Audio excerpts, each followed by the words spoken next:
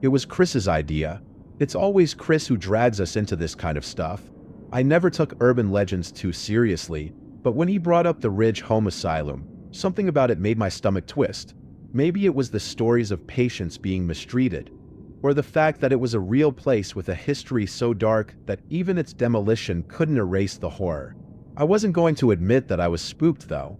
That wasn't my style.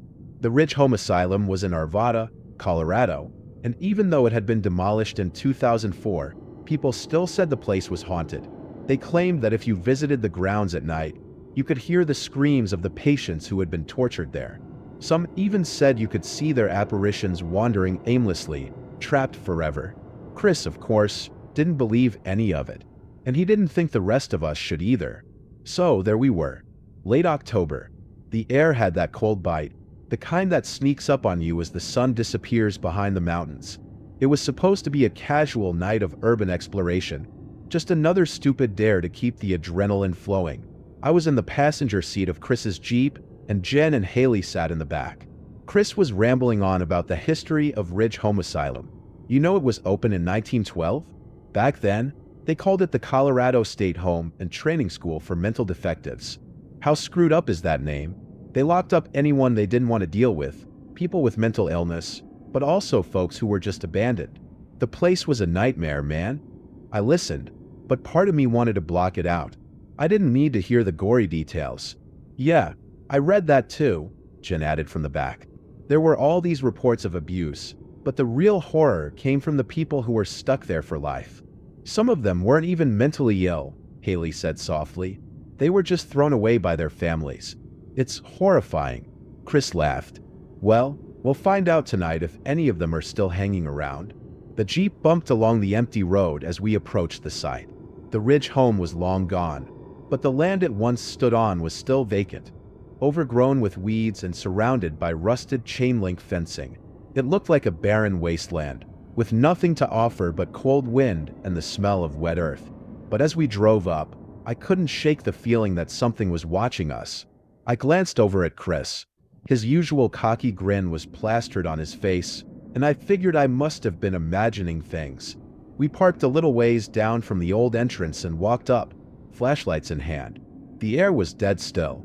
Not a sound except for the crunch of dry leaves under our boots. I could feel the unease setting in, but no way was I going to be the one to chicken out. This is the spot, Chris said, hopping over the fence with ease. Jen and Haley followed, and I hesitated only for a second before climbing over after them. We stood in what used to be the asylum's courtyard, or so Chris claimed.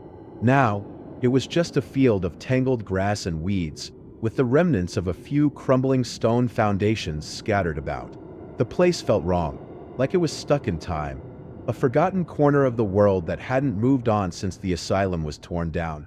For a while, we wandered in silence, shining our flashlights into the darkness.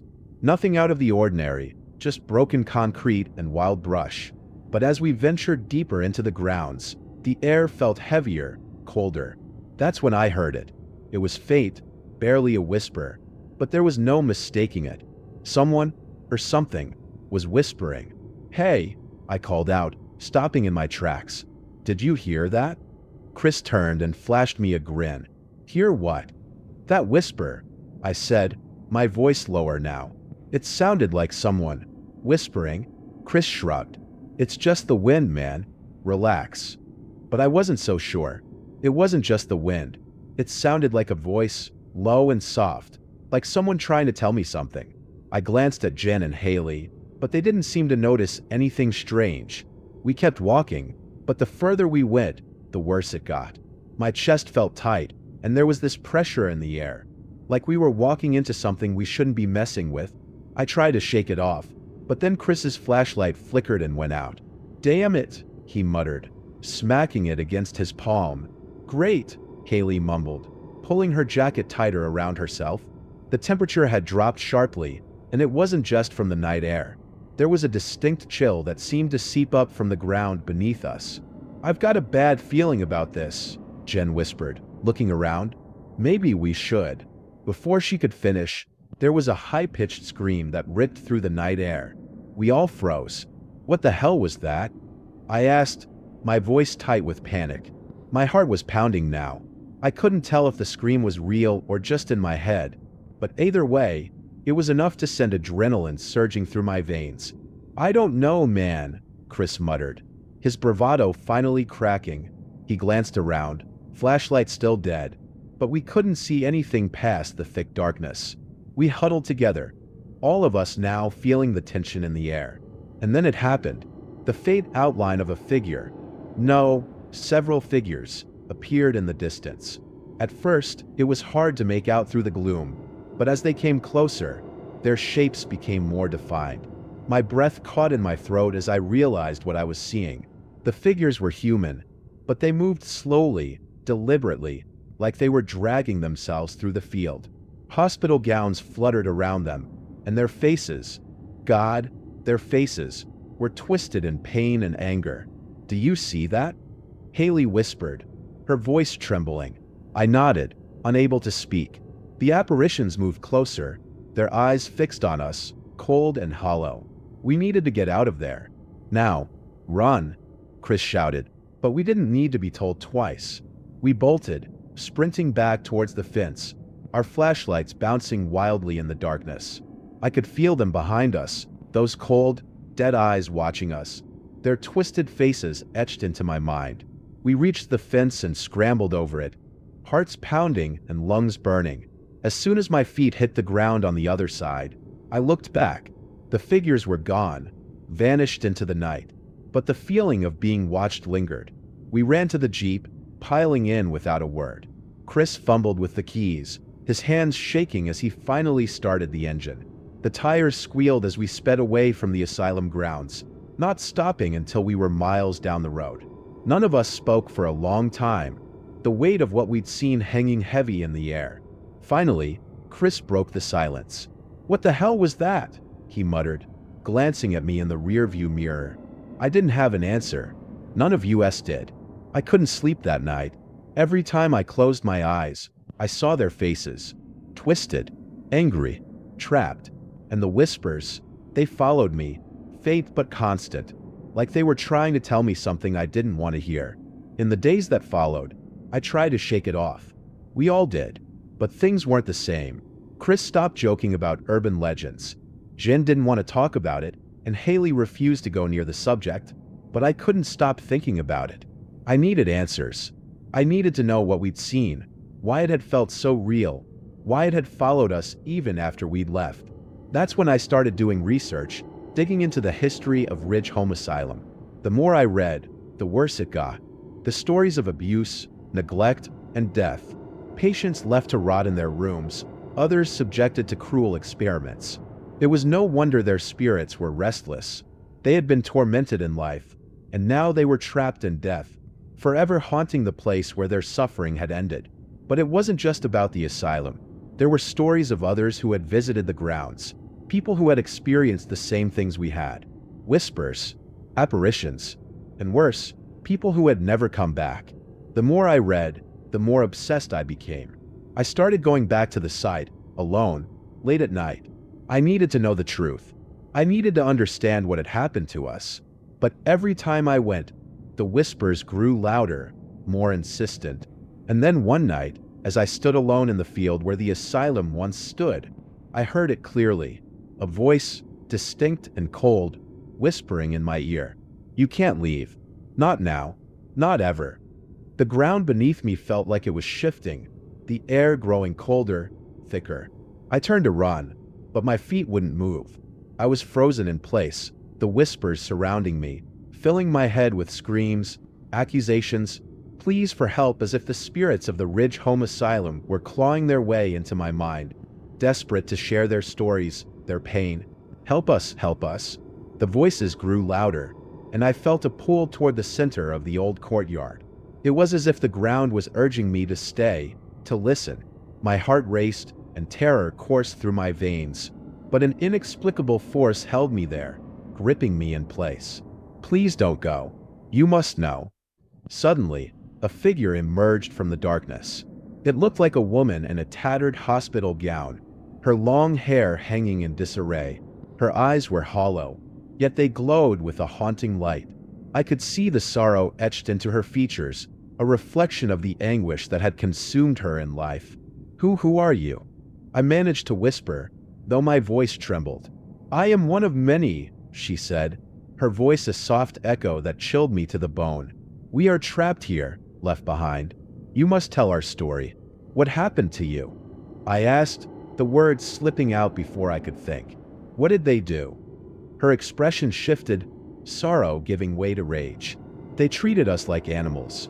We were forgotten, discarded. We were human beings, yet they stripped us of our dignity, our lives.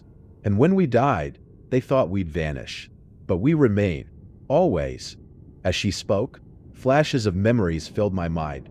Scenes of the asylum, patients strapped to beds, screaming in agony, others locked away in dark rooms, their cries for help unheard.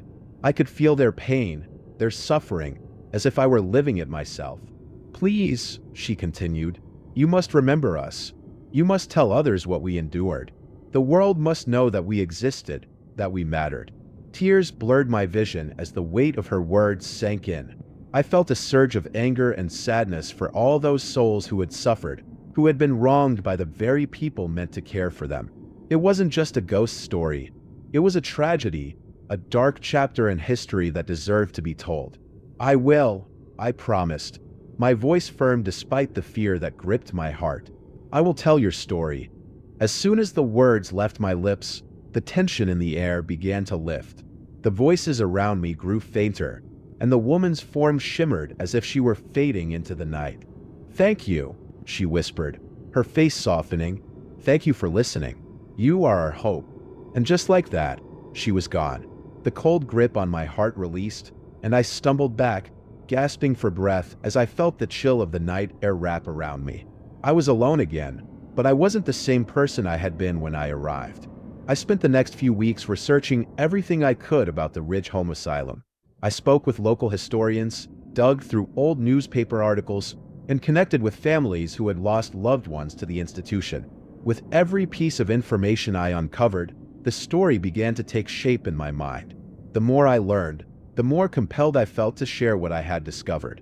In November, I organized a small event at the local community center. I invited anyone interested in the history of the asylum, promising to share the tales of those who had suffered. I felt nervous as I prepared my presentation, unsure if anyone would show up, let alone care about the stories of the forgotten souls. But as the night approached, I felt an unshakable determination. This was my chance to honor them, to give their voices a place in the world. The auditorium filled with local residents, curious faces illuminated by the soft glow of overhead lights. I stood in front of them, my heart racing. "Thank you all for coming tonight," I began, feeling the weight of their gazes on me. "I want to share with you the truth about the Ridge Home Asylum, its history, its pain, and the lives that were lost." As I spoke, I shared the history of the asylum, the mistreatment, the neglect, and the darkness that surrounded it. I told them about the patients who had been trapped there, the families who had suffered because of a system that had failed them. The room was silent as I painted a picture of the horrors that had unfolded behind those walls. When I finally finished, I could see the impact my words had on the audience. Some had tears in their eyes, others were visibly shaken. I felt a sense of relief wash over me. I had shared their stories, and for the first time, I felt like I was fulfilling the promise I had made to the woman in the gown. Afterward, people approached me to share their own connections to the asylum, their family histories intertwined with the dark legacy. I listened, offering support and understanding as we connected over the shared sorrow of the past. In the months that followed, the event gained traction. Local newspapers picked up the story, and I found myself inundated with requests for interviews. The Ridge Home Asylum was no longer just a forgotten relic of the past. It had become a topic of discussion, a painful reminder of a dark chapter in history that needed to be acknowledged. I organized more events, bringing in speakers, historians, and even family members of former patients. Each time, the audience grew, and the stories of those who had suffered began to reach a wider audience. The more I shared, the more people wanted to know. It became a movement, a way to honor the lost souls who had never received justice. But even as the story spread, I couldn't shake the feeling that something was still watching me, waiting for me to return. The night I had encountered the spirit of the woman in the gown haunted my dreams. I had fulfilled my promise to tell her story, but I couldn't shake the sense that there was more to uncover. Eventually, I returned to the site one last time, armed with a notebook. I walked through the overgrown field, feeling the weight of history around me. I stood in the center, the spot where I had met her, and closed my eyes, reaching out to the spirits that lingered in the shadows. "I'm here," I said softly, my voice barely above a whisper. "I'm here to listen." For a moment, the air was still. Then, like a gentle breeze, the whispers began again, filling my mind with the stories of the lost and forgotten. I took a deep breath, feeling a sense of peace wash over me. I was ready to listen, ready to continue sharing their truths, to ensure that no one was forgotten again. And as I stood there, I realized that the Ridge Home Asylum, once a symbol of pain and suffering, had transformed into a beacon of hope and remembrance. I would carry their stories with me always, honoring their legacy in the light of truth. Years later, I still speak about the Ridge Home Asylum. I've written a book detailing my experiences, the stories of the patients, and the journey of healing and remembrance. I speak at schools, community events, and even on podcasts. Each time I share, I feel their presence beside me, urging me to continue telling their story. And as I look back on that dark night when I first encountered the spirits of the Ridge Home, I realize that what once terrified me has become my life's work. I am their voice, and I will never let their stories fade into the darkness again.